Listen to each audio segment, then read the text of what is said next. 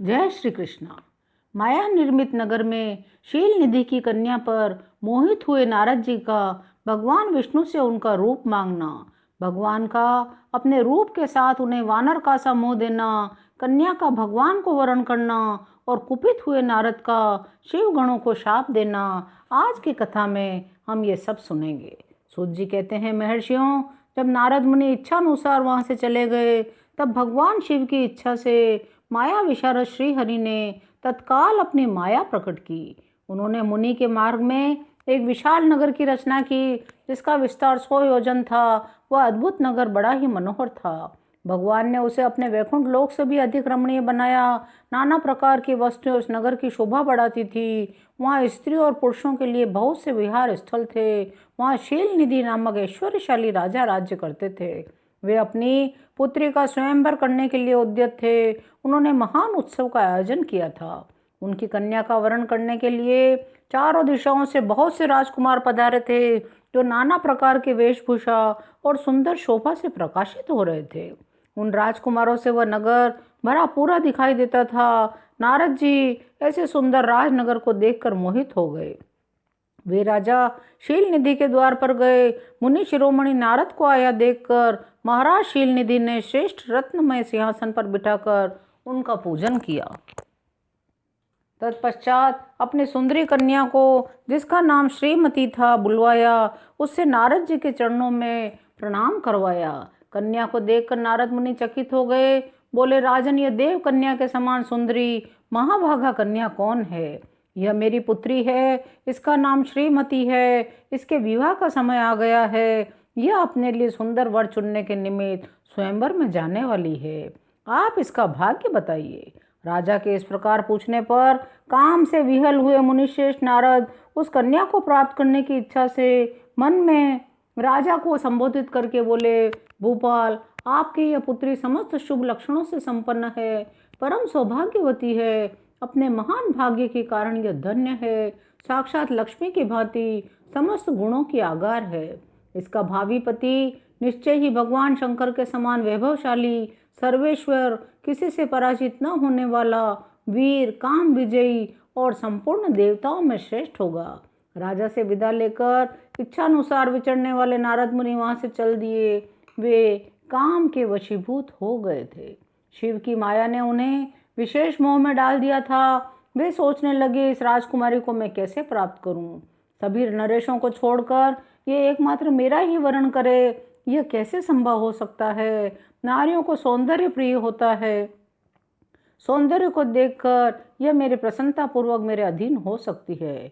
ऐसा विचार कर काम से विहल हुए मुनिवर नारद भगवान विष्णु का रूप ग्रहण करने के लिए तत्काल उनके लोक में जा पहुंचे। भगवान विष्णु को प्रणाम कर बोले, भगवान, मैं एकांत में आपसे अपना सारा वृतांत कहूँगा। बहुत अच्छा कहकर एकांत में ले गए। बोले, मुनि, अब आप अपनी बात कहिए। तब नारद जी ने कहा, भगवान, आपके भक्त राजा शील निधि हैं। उनकी एक विशाल लोचना कन्या है। उसका नाम श्रीमती है। वह विश्व मोहिनी के रूप में विख्यात है। तीनों लोकों में सबसे अधिक सुंदरी है। मैं उस कन्या से विवाह करना चाहता हूँ। शील निधि ने अपनी पुत्री की इच्छा से स्वयंवर रचाया है। सहस्त्रों राजकुमार वहां पधारे हैं। मैं आपका प्रिय सेवक हूँ। आप मुझे अपना स्वरूप दे दीजिए, जिससे राजकुमारी श्रीमती निश्चय ही मुझे वर ले। सूत जी कहते हैं, महर्षियों, नारद मुनि की ऐसी बात सुनकर भगवान मधुसूदन हंस पड़े। भगवान शंकर के प्रभाव का अनुभव करके प्रभु ने उन्हें उत्तर दिया, मुनि, तुम अपने अभिष्ट स्थान को जाओ। मैं उसी तरह तुम्हारा हित साधन करूंगा, जैसे श्रेष्ठ वैद्य अत्यंत पीड़ित रोगी का करता है, क्योंकि तुम मुझे विशेष प्रिय हो। ऐसा कहकर भगवान विष्णु ने नारद मुनि को मुक्त वानर का दे दिया। शेष अंगों में अपने जैसा स्वरूप देकर वे वहां से अंतर ध्यान हो गए। नारद मुनि अपने रूप को मनोहर समझकर बड़े प्रसन्न हुए। वे अपने को कृतकृत्य मानने लगे। भगवान ने क्या प्रयत्न किया, इसको वे न समझ सके। तत्पश्चात वे उसी स्थान पर जा पहुँचे जहाँ राजकुमारों से भरी हुई स्वयंवर सभा का आयोजन किया था। विप्रवरों, राजपुत्रों से घिरी हुई वह दिव्य स्वयंवर सभा दूसरी इंद्र सभा के समान अत्यंत शोभा पा रही थी। नारद जी उस राजसभा में जाकर बैठ गए।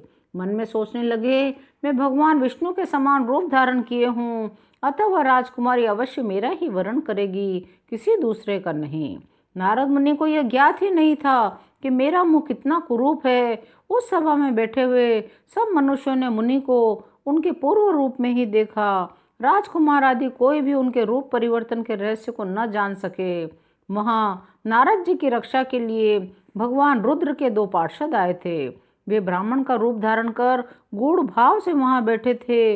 वे नारद जी के रूप परिवर्तन के उत्तम भेद को जानते थे। मुनि को कामावेश से मूढ़ हुआ जानकर वे दोनों पार्षद उनके निकट गए। आपस में बातचीत करते हुए उनकी हंसी उड़ाने लगे, परंतु मुनि तो काम से विहल हो रहे थे। उन्होंने उनकी बात पर ध्यान नहीं दिया। वे श्रीमती को प्राप्त करने की इच्छा से उसके आगमन की प्रतीक्षा करने लगे। इसी बीच वह सुंदरी राजकन्या स्त्रियों से घिरी हुई अंतपुर से वहां आई। अपने हाथ में सोने की सुंदर माला लेकर शुभ लक्षणा राजकुमारी स्वयंवर के मध्य भाग में लक्ष्मी के समान खड़ी हो गई। उत्तम व्रत का पालन करने वाली वह भूप कन्या माला हाथ में लेकर अपने मन के अनुरूप वर का अन्वेषण करती हुई सारी सभा में भ्रमण करने लगी। नारद मुनि का भगवान विष्णु के समान शरीर और वानर जैसा मुंह देखकर वह कुपित हो गई। दृष्टि दूसरी ओर हटाकर प्रसन्न मन से दूसरी ओर चली गई। स्वयंवर सभा में अपने मनोवांछित वर को न देखकर वह भयभीत हो गई। सभा के भीतर चुपचाप खड़ी रह गई। उसने किसी के गले में जयमाला नहीं डाली। इतने में ही राजा के समान वेशभूषा धारण किए भगवान विष्णु वहां आ पहुंचे। किन्हीं दूसरे लोगों को उनको वहां नहीं देखा। केवल उस कन्या की ही दृष्टि उन पर पड़ी। भगवान को देखते ही उस परम सुंदरी राजकुमारी का मुख प्रसन्नता से खिल उठा। उसने तत्काल उनके कंठ में वह माला पहना दी। भगवान विष्णु राजा का रूप धारण किए हुए उस राजकुमारी को अपने साथ लेकर तुरंत अदृश्य हो गए, अपने धाम में जा पहुंचे। सब राजकुमार श्रीमती की ओर से निराश हो गए। नारद मुनि काम वेदना से आतुर हो रहे थे। वे अत्यंत विहल हो उठे।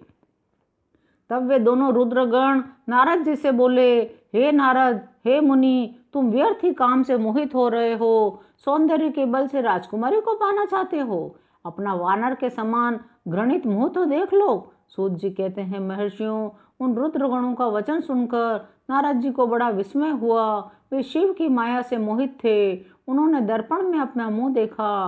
वानर के समान अपना मुंह देखकर वे क्रोध से जल उठे। दोनों शिवगणों को शाप देते हुए बोले, अरे, तुम दोनों ने मुझ ब्राह्मण का उपहास किया है। तुम ब्राह्मण के वीर्य से उत्पन्न राक्षस हो जाओ। ब्राह्मण की संतान होने पर भी तुम्हारे आकार राक्षस के समान होंगे। इस प्रकार अपने लिए शाप सुनकर वे दोनों ज्ञानी शिरोमणि शिवगण मुनि को मोहित जानकर कुछ नहीं बोले। वे सदा सब घटनाओं में भगवान शिव की ही इच्छा मानते थे। उदासीन भाव से वे अपने स्थान को चले गए और भगवान शिव की स्तुति करने लगे। आज की कथा यहीं विराम लेती है। शेष अगले अंकों में। आप यदि शिव कथा का आनंद लेना चाहते हैं तो चैनल को लाइक, शेयर और सब्सक्राइब कीजिए। ओम नमः शिवाय।